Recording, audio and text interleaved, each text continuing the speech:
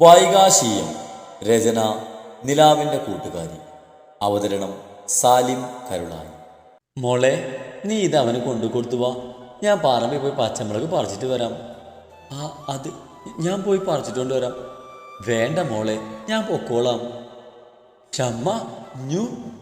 അമ്മ പറമ്പിലേക്ക് പോകാമെന്ന് കേട്ടതും കുഞ്ഞുണ്ടെന്ന് പറഞ്ഞ് വാക്കറിന്ന് ബഹളം വെക്കാൻ തുടങ്ങിയിരുന്നു.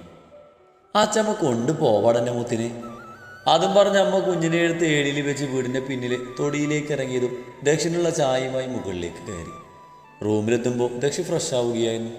ചായക്കപ്പ് ടേബിളിൽ വെച്ച് പോരാൻ നേരത്താണ് ആൾ ഫ്രഷായി ഇറങ്ങി വന്നത്. ഒന്ന് നിന്നേ. കയ്യിലുള്ള ടവൽ സ്റ്റാൻഡിൽ വിരിച്ചിട്ട് കൊണ്ട് അവൻ വിളിച്ചതും എന്താണെന്ന ഭാവത്തിൽ അവനെ തിരിഞ്ഞു നോക്കി. നീ ആൾ കൊള്ളാലോ.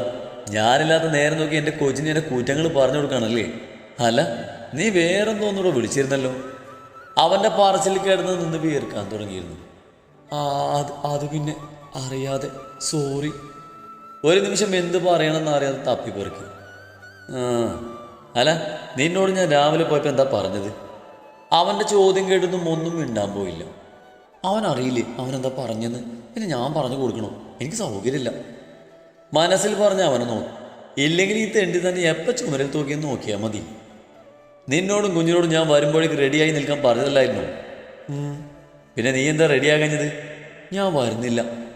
പതിയെ അതും പറഞ്ഞ് അവിടുന്ന് പോകാൻ നിന്നതും അതിനു മുമ്പായി കയ്യിൽ അവൻ്റെ പിടി വീണിരുന്നു.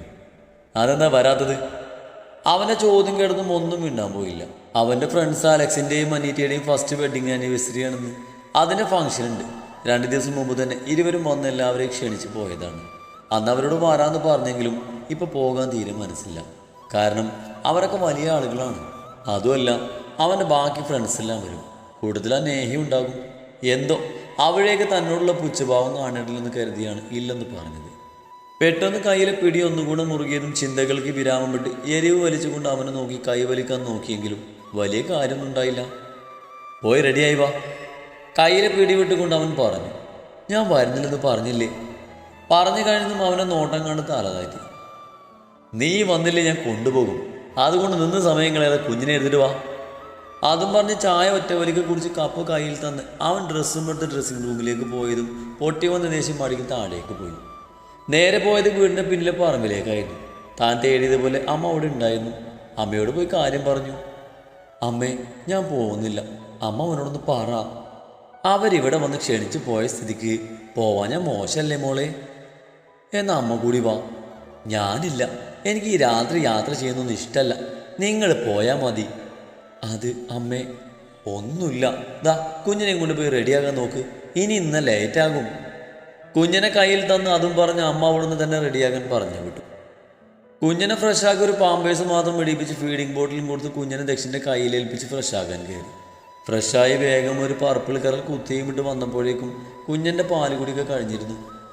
മുടി പതിവ് പോലെ മെടഞ്ഞിട്ട് ഇത്തിരി പൗഡർ ഇട്ട് ഒരു പൊട്ടും കുത്തി കണ്ണെഴുതി സിന്ദൂരം ഒന്നുകൂടെ തൊട്ട് ദുപ്പട്ടയും പിൻ ചെയ്ത് കുഞ്ഞിൻ്റെ ടർക്കിയും ഒരു കൂട്ടം പാമ്പേഴ്സും ഡ്രസ്സും കയ്യിൽപ്പിച്ച് താഴേക്ക് പോയി. നീ വന്നോ? അച്ഛ പുറത്ത് വെയിറ്റ് ചെയ്ത് നിൽപ്പുണ്ട്. കുഞ്ഞിൻ്റെ ഫീഡിംഗ് ബോട്ടിലെ പാല് തെറിച്ച് അമ്മ തൻ്റെ കയ്യിലേക്ക് തന്നുകൊണ്ട് പറഞ്ഞു. അമ്മ കൂടെ പാരായിരുന്നു. അമ്മയുടെ കൂടെ പുറത്തേക്ക് നടക്കുന്നതിനിടയിൽ പറഞ്ഞതും അമ്മ ഒന്ന് ചിരിക്കുകയല്ലാതെ ഒന്നും പറഞ്ഞില്ല. എന്നാ പോയിട്ട് വരാമേ. അച്ഛൻ വരുന്നത് വരെ പുറത്തൊന്നും ഇറങ്ങി നിൽക്കാൻ നിൽക്കണ്ടോ. പിന്നെ വാതിൽ നോക്കി ഞാൻ മറക്കണ്ട. ദക്ഷി കുഞ്ഞിനെ കയ്യിൽ തന്ന് ഡ്രൈവിംഗ് സീറ്റിലേക്ക് കയറിയതും അമ്മയുടെ കവിളിൽ മുത്തിക്കൊണ്ട് യാത്ര പറഞ്ഞു. ഓ ആയിക്കോട്ടെ മേഡം. തനിക്കും കുഞ്ഞിനോരോ ഉമ്മ തന്നുകൊണ്ട് ചിരിയോടെ പറഞ്ഞതും അമ്മയെ നോക്കി കൈവീശി കാണിച്ച് കാറിലേക്ക് കയറി. 1 അരമണിക്കൂർ നേരത്തെ യാത്രയുണ്ടായിരുന്നു അവിടേക്ക്. കാറിൽ കയറി കുറച്ചായതും കുഞ്ഞിന് ഉറക്കം പിടിച്ചിരുന്നു. അങ്ങനെ കുറച്ച് നേരത്തെ യാത്രയ്ക്ക് ശേഷം അവിടെ എത്തിയതും അമ്പൂട്ടിനെ ഉണർത്തി ഫീഡിംഗ് ബോട്ടിൽ കൊടുത്തു. കുറച്ച് പാല് കുടിച്ചപ്പോഴേക്കും ആളുടെ ഉറക്കം തെളിഞ്ഞുവെങ്കിലും ഉറങ്ങണീറ്റ വാശിയിൽ തോളിൽ തലയും വെച്ച് കിടന്നു. കാറിൽ നിന്ന് ഇറങ്ങിയപ്പോഴേക്കും അലക്സിച്ചായൻ ഓടി വന്ന് ദക്ഷിണെ പുണർന്നിരുന്നു. പിറകെ തന്നെ അനീറ്റയും അവിടേക്ക് വന്ന് അവർ അമ്പൂട്ടാൻ എടുക്കാൻ കൈനീട്ടിയെങ്കിലും ഉറക്കമാലിലായതുകൊണ്ട് ആളുടെ അടുത്തേക്കും പോയില്ല. അലക്സിച്ചായൻ്റെയും അനീറ്റയുടെയും ലവ് മാരേജ് ആയതുകൊണ്ട് തന്നെ ഇവർ ബന്ധുക്കളായിട്ട് അടുപ്പത്തിലല്ല. അതുകൊണ്ട് തന്നെ ഇവരുടെ ഫ്രണ്ട്സും 2 പേരുടെയും കൂടെ വർക്ക് ചെയ്യുന്നവരും അയൽവാസികളും മാത്രമേ ഫംഗ്ഷൻ ഉണ്ടായിരുന്നുള്ളൂ. തങ്ങളെത്തി കുറച്ച് നേരം കൂടി കഴിഞ്ഞാണ് ഫംഗ്ഷൻ തുടങ്ങിയത്. ഫുഡ് കഴിച്ചു കഴിഞ്ഞ് കുഞ്ഞിനെയും എടുത്ത് പൂളിൻ്റെ അടുത്തായി ആളൊഴിഞ്ഞ ഭാഗത്ത് മാറി നിന്നു. ഇത്രയും ആളുകളും ഒച്ചയും ബഹളമൊക്കെ കേട്ട് ആൾ ചെറുതായി അസ്വസ്ഥത പ്രകടിപ്പിച്ച് തുടങ്ങിയിരുന്നു. ദക്ഷാണെങ്കിൽ അവൻ്റെ ഫ്രണ്ട്സിൻ്റെ ഇടയിൽ കത്തിയടിച്ച് നിൽക്കുകയാണ്. അജുവേട്ട സ്ഥലത്തില്ലാത്തത് കൊണ്ട് വന്നിട്ടില്ല, അല്ലെങ്കിൽ കൂടെ തന്നെ ഉണ്ടാകുമായിരുന്നു. അതുകൂടെ ആയത് മാങ്ങ ഒറ്റപ്പെട്ട അവസ്ഥയിലായി. ചുറ്റും അറിയാത്തവരാണ്, അതുകൊണ്ട് തന്നെയാണ് ആദ്യമേ ഇല്ലെന്ന് പറഞ്ഞത്. ഇതെന്താ നിങ്ങൾ ഇവിടെ വന്ന് നിൽക്കുന്നത്? പെട്ടെന്ന് പിന്നിൽ നിന്നും ഒരു ശബ്ദം കേട്ട് തിരിഞ്ഞപ്പോഴാണ് തങ്ങളുടെ അടുത്തേക്ക് നടന്നു വരുന്ന ദക്ഷിൻ്റെ ഫ്രണ്ട് രേണുകയെ കണ്ടത്. അല്ല, ഇതെന്താ ഇവിടെ വന്ന് മാറി നിൽക്കുന്നത്? അതും ചോദിച്ച് ആ ചേച്ചി തൻ്റെ അടുത്തേക്ക് വന്നതും അമ്പൂട്ടൻ തന്നെ ഇറുകെ പൊടിച്ച് കഴുത്തിലേക്ക് മുഖം പൂഴ്ത്തി കിടന്നു. ഒന്നുമില്ല ചേച്ചി, ഇവനധികം ബഹളമൊന്നും പറ്റില്ല. ആണോടാ ബാവേ, നീ ആൻറ്റിയെ മറന്നോ? കുഞ്ഞൻ്റെ കവിളിൽ തൂണ്ടിക്കൊണ്ടവർ ചോദിച്ചതും ആളവരൊന്ന് കടകാനും നോക്കി അങ്ങനെ തന്നെ കിടന്നു. ചേച്ചി എടുക്കാൻ നോക്കിയിട്ടും പോയില്ല. ചേച്ചിയുടെ കയ്യിലുള്ള ഒരു ആപ്പിളിൻ്റെ പീസ് കുഞ്ഞന് നേരെ നീട്ടിയതും ആദ്യം അമ്പൂട്ടനൊന്ന് വാങ്ങാൻ മടിച്ചു. എങ്കിലും പിന്നെ വേഗം തന്നെ കൈക്കലാക്കി അവർക്കൊരു പിശുക്കിയ ചിരി നൽകി തോളിലേക്ക് തന്നെ തലവെച്ച് കിടന്നിരുന്നു. കുറച്ചു നേരം ആ ചേച്ചിയുമായിട്ട് സംസാരിച്ച് നിന്നു. അയാൾ മാരീഡാണ്, ഹസ്ബൻഡ് വിദേശത്താണ്. ചേച്ചി ഇവിടെ അടുത്തൊരു IT കമ്പനിയിൽ വർക്ക് ചെയ്യുകയാണ്. കല്യാണം കഴിഞ്ഞ് വർഷങ്ങളായെങ്കിലും ഇതുവരെ ഒരു കുഞ്ഞുണ്ടാവാത്ത സങ്കടമുണ്ട്. അതുകൊണ്ട് തന്നെ അമ്പൂട്ടിനെയും മറ്റു കുട്ടികളെയൊക്കെ നല്ല കാര്യമാണ്. അല്ല, താൻ ഏതുവരെ പഠിച്ചു? അത് ഞാൻ. എന്ത് ചോദ്യം രേണു ഇത്? ഇവരെ പോലെ അഷ്ടിക്ക് വകയില്ലാതെ ഇവരെ എന്ത് പഠിക്കാനാ? വേണേ തട്ടിമുട്ടി +2 ഒപ്പിച്ച് കാണും. ചേച്ചിയുടെ ചോദ്യത്തിന് താൻ എന്തെങ്കിലും പറയും മുമ്പേ നേഹയുടെ പുച്ഛത്തോടെയുള്ള ശബ്ദം അവിടെ മുഴങ്ങിയിരുന്നു. അവർ പറഞ്ഞത് കേട്ട് അഷ്ടിക വകയില്ലാത്തവർക്ക് എന്താ പഠിച്ചൂടെന്ന് ചോദിക്കണമെന്നുണ്ടെങ്കിലും താനായിട്ടൊരു സീൻ ക്രിയേറ്റ് ചെയ്യണമെന്ന് കരുതിയും ഒപ്പം കുഞ്ഞൻ തന്നെ കയ്യിലിരിക്കുന്നത് കൊണ്ടും ഒന്നും മിണ്ടാൻ പോയില്ല. എന്നാലും ദക്ഷ എന്ത് കണ്ടിട്ടാണ് നിന്നെ വിവാഹം കഴിച്ചെന്നാ എനിക്ക് മനസ്സിലാക്കാത്തത്. നിന്നേക്കാൾ എത്രയോ നല്ല പെണ്ണിനെ അവന് കിട്ടുമായിരുന്നു. ഇത് പണമില്ല, വിദ്യാഭ്യാസമില്ല. പോരാത്തിന് നിന്നെ കിട്ടിയത് മുതൽ നിന്റെ കുടുംബത്തിൻ്റെ ഭാരെല്ലാം ചുമക്കുകയും വേണ്ടി വന്നു. പിന്നെ കാണാൻ കുറച്ച് സൗന്ദര്യമുണ്ട്, അതുകൊണ്ട് മയക്കിയെടുത്തതാവുമല്ലേ? അവർ പറഞ്ഞത് കേട്ട് സങ്കടം കൊണ്ട് കണ്ണു നിറഞ്ഞു വന്നു. നിന്നേക്കാൾ എത്രയോ നല്ല പെണ്ണിനെ അവന് കിട്ടുമായിരുന്നു. ആ വാക്ക് മാത്രം മനസ്സിൽ തങ്ങി നിന്നു. വീണ്ടും വീണ്ടും ആ വാക്ക് ചെവിയിൽ മുഴുങ്ങിയപ്പോൾ തൊണ്ടയിലൊരു ഗദ്ഗതം വന്ന് തങ്ങി നിന്നു. വീണ്ടും അവരെന്തോ പറഞ്ഞ് തന്നെ കുത്തി നോവിക്കാൻ വന്നതും അതിനു മുമ്പായി രേണു ചേച്ചി അവൾ അവിടെ നിന്ന് പിടിച്ചു വലിച്ച് കൊണ്ടുപോയിരുന്നു. അവർ പോകുന്നു നോക്കി നിറഞ്ഞ കണ്ണുകൾ ആരും കാണാതെ തുടച്ചു മാറ്റി നേരെ നോക്കിയത് തന്നെ ദേഷ്യത്തോടെ നോക്കി നിൽക്കുന്ന ദക്ഷിൻ്റെ മുഖത്തേക്കായിരുന്നു. ചുവന്ന ഞരമ്പുകൾ തെളിഞ്ഞു കിടക്കുന്ന ആ കണ്ണ് കണ്ടപ്പോൾ തന്നെ മനസ്സിലായിരുന്നു അവൻ്റെ ഉള്ളിലെ ദേഷ്യം. പക്ഷെ നേഹ പറഞ്ഞത് സത്യമല്ലേ? ഒരിക്കലും ഒരു കാരണം കൊണ്ടും ഞാനും അവന് ചെയ്തില്ല. താൻ കാരണം ഇതുപോലെ അവൻ ഇനിയും പലരുടെ മുമ്പിലും തലകുനിക്കേണ്ടി വരില്ലേ? എല്ലാം ഓർത്തപ്പോൾ കണ്ണുകൾ വീണ്ടും നിറഞ്ഞൊഴുകി. മാ, തൻ്റെ കണ്ണ് കലങ്ങിയത് കണ്ടിട്ടാണെന്ന് തോന്നുന്നു. കയ്യിലെ ആപ്പിളിൻ്റെ പീസ് കളഞ്ഞ് കുഞ്ഞൻ തൻ്റെ കവളിൽ പിടിച്ച് കുഞ്ഞിച്ചുണ്ടുപെടുത്തിക്കൊണ്ട് വിളിച്ചു. അല്ലെങ്കിൽ കുഞ്ഞന് തൻ്റെ മുഖമൊന്നും മാറിയാൽ പെട്ടെന്ന് മനസ്സിലാകും. ഒന്നുമില്ലട കുഞ്ഞ. മുഖമൊന്ന് അമർത്തി തുടച്ച് ഉള്ളിലെ നോമ്പ് പുറത്ത് കാണിക്കാതെ കുഞ്ഞൻ്റെ കവളിൽ അമർത്തി ചുംബിച്ച് കുഞ്ഞൊരു ചിരി വരുത്തി തീർത്തുകൊണ്ട് പറഞ്ഞു. എങ്കിലും ആളൊന്നുകൂടെ തൻ്റെ മുഖത്തേക്ക് സൂക്ഷിച്ചു നോക്കി കഴുത്തിലൂടെ കൈ ചുറ്റി തോളിലേക്ക് തലവെച്ച് കിടന്നു. നിനക്കെന്താടി വായിൽ നാവില്ല? എന്താടി എന്തെങ്കിലും തിരിച്ചു പറഞ്ഞ? നിന്റെ നാവാരെങ്കിലും കടത്തിന് കൊണ്ടുപോയോ? എന്നോടൊന്നും സംസാരിക്കുമ്പോൾ ഇങ്ങനെയല്ലായിരുന്നല്ലോ. ഓ, ഞാൻ മറന്നുപോയി. നിന്റെ നാവ് കുറച്ചു കാലമായിട്ട് വ്രതത്തിലാണല്ലേ? കുഞ്ഞനെ തൻ്റെ കയ്യിൽ നിന്നും തട്ടിപ്പറിച്ച് ശബ്ദം കുറിച്ച് ദേഷ്യത്തിൽ അവൻ പറഞ്ഞതും ഒന്നും മിണ്ടാതെ തലതായിട്ട് നിന്നു. എന്ത് പറഞ്ഞാലും കേട്ടോണ്ട് ഇങ്ങനെ നിന്നോളണം. സ്വന്തം വീട്ടുകാരെ പറഞ്ഞാലും ഇതുപോലെ നിന്നോളണം. ആ, അവർ പറഞ്ഞ സത്യല്ലേ? ഞാൻ ഒരിക്കലും നിനക്ക് ചേരുന്നതല്ലല്ലോ. നിന്നെപ്പോലെ നല്ലൊരു ജോലിയോ പണമോ ഒന്നും ഞങ്ങൾക്കില്ലല്ലോ. ഒരിക്കലും നിന്റെ സ്റ്റാറ്റസിന് ചേരുന്നതല്ലല്ലോ. ഞാൻ കാരണം നിനക്ക് ഇനിയും നാണം കഴിയേണ്ടി വരും. അതുകൊണ്ട് നീ മുമ്പ് പറഞ്ഞതുപോലെ ഞാൻ നിന്റെ ജീവിതത്തിൽ നിന്ന് ഒഴിഞ്ഞു പൊക്കോളാം. ഇനി നിറഞ്ഞ കണ്ണുകൾ തുടച്ച് ശബ്ദത്തിൽ ഇടർച്ച മറച്ചു വെച്ച് എങ്ങനെയൊക്കെയോ പറഞ്ഞൊപ്പിച്ചു. ഇനഫ് കാശി, പോകാം. താൻ പറഞ്ഞ് മുഴുവനാക്കും മുമ്പേ കൈയുയർത്തി തടഞ്ഞ് കുഞ്ഞിനെയും കൊണ്ട് തിരിഞ്ഞു നടന്നിരുന്നു. അലക്സിച്ചാനെയും അനീറ്റയെയും കണ്ട് യാത്ര പറഞ്ഞ് പെട്ടെന്നിറങ്ങി. കാറിൽ കയറാൻ നേരത്തെ കണ്ടിരുന്നു തന്നെ നോക്കി പുച്ഛത്തോടെ നിൽക്കുന്ന നേഹയെ.